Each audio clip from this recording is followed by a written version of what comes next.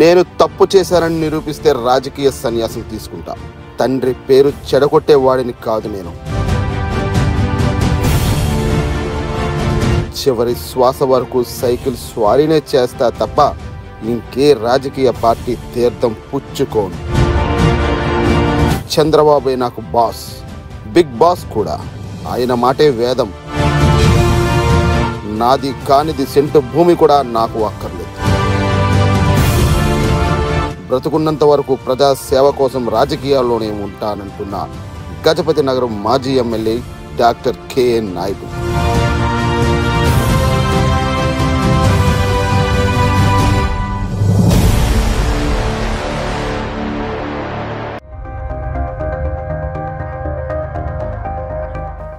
ఎంపీగా ఓటమి పాలు అవ్వడానికి గల ప్రధాన కారణాలు ఏమైనా మీరు అప్పుడు గుర్తించారా సార్?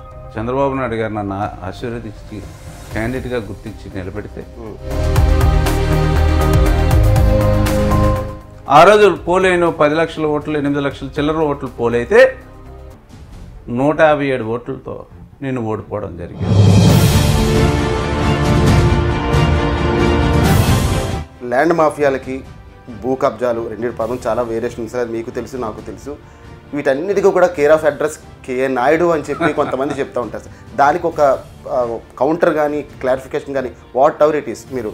కేఎన్ నాయుడు భూ కబ్జాలు చేశాడు, దందాలు చేశాడు, కానీ ఒక ట్రాక్టర్ ఇసుక అమ్ముకున్నాడని అంటే నేను రాజకీయాల్లో బయదొలుగుతా.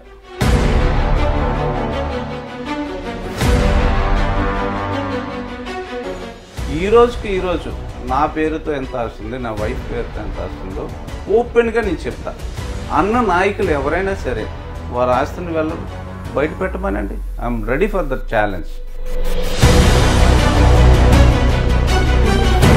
సార్ ఇదే ఊపు 2000 కమింగ్ ఎలక్షన్స్లో చూసే అవకాశం ఉందంటారా సార్? నారా చంద్రబాబు నాయుడు గారు మరలా ముఖ్యమంత్రి చేస్తారు. మేము కూడా we are expecting more than 160. Sir Sivaramakrishna అన్నటువంటి పేరు కూడా గజపతి నగరంలో చాలా బలంగా వినిపిస్తోంది. ఆయన కూడా గజపతి నగరం నియోజకవర్గానికి సంబంధించి తెలుగుదేశం పార్టీ తరఫున సీటు ఆశిస్తున్నారు అని తెలుస్తోంది సార్.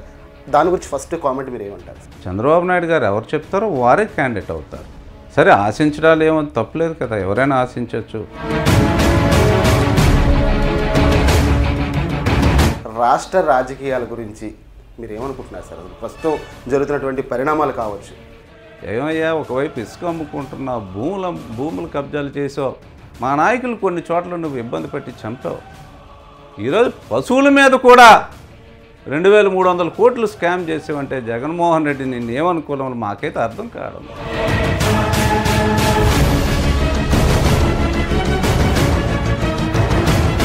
సార్ ప్రస్తుత గజపతి నగరం శాసనసభ్యుడు బొత్స అప్పల నరసయ్య గురించి మీరేమనుకుంటున్నారు? గజపతి నగరం నియోజకవర్గంలోనే 500 ఎకరాల నుంచి 700 ఎకరాలు అప్పల నరసయ్య భూదాహానికి, ధనదాహానికి ఈ గజపతి నగరం ప్రజలందరూ కూడా బలైపోయారు.